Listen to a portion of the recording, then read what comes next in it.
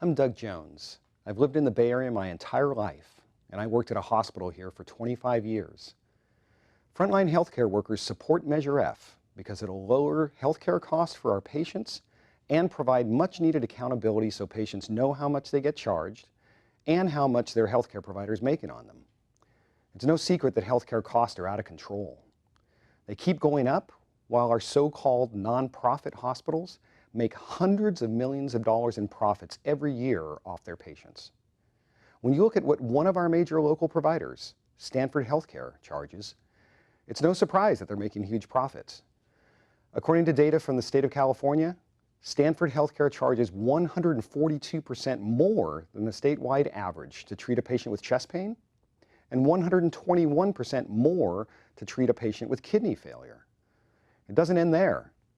For those suffering from alcohol and drug dependency, Stanford charges a whopping 264% more than the statewide average.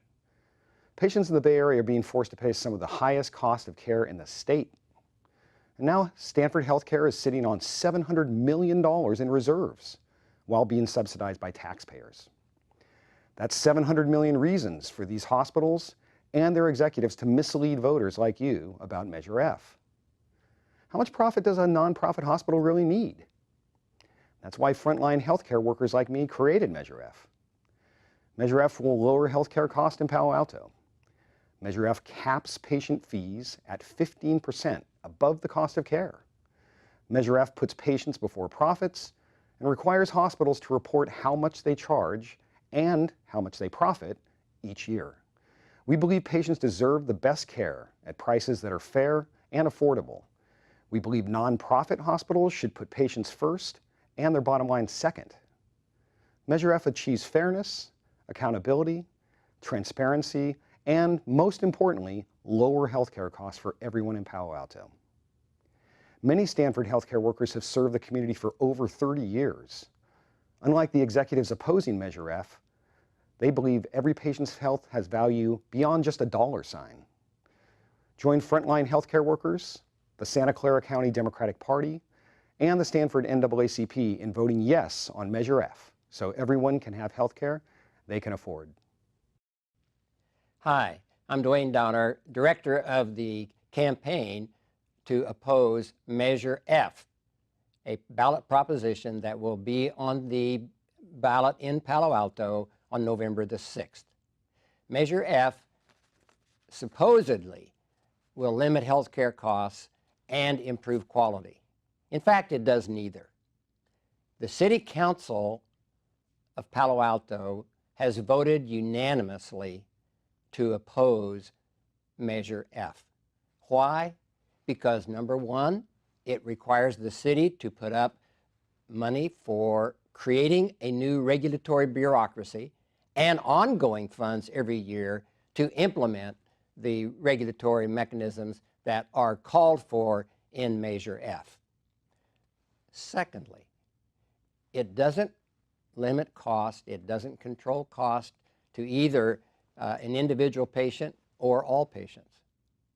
It doesn't deal with the charges. What it does do is limit the revenues from private payers. Medicare and Medi-Cal are excluded, and they don't cover the cost anyway. So private payers, most of whom are out of state, they're based out of state, will be the beneficiaries here.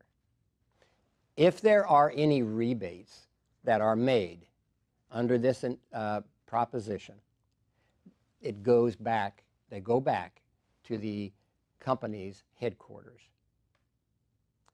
There's nothing in this measure which requires that any rebates that they are made benefit either Californians or Palo Alto residents. And Palo Alto residents will lose. Providers will lose money.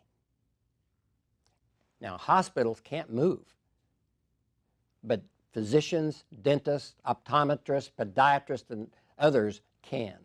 Many of those practitioners operate in an individual office, and they rent space, they can move to Mountain View or Menlo Park or to some other community nearby, provide care, but the patients living in Palo Alto will have to drive further for their health care.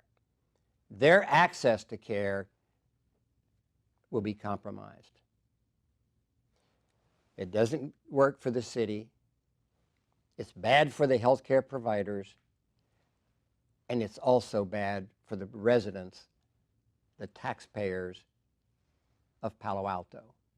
When those buildings are vacated by practitioners, the tax base for those is lost. And therefore, the city will suffer revenue losses as well. And finally, when we look at the overall initiative itself, what is really accomplished?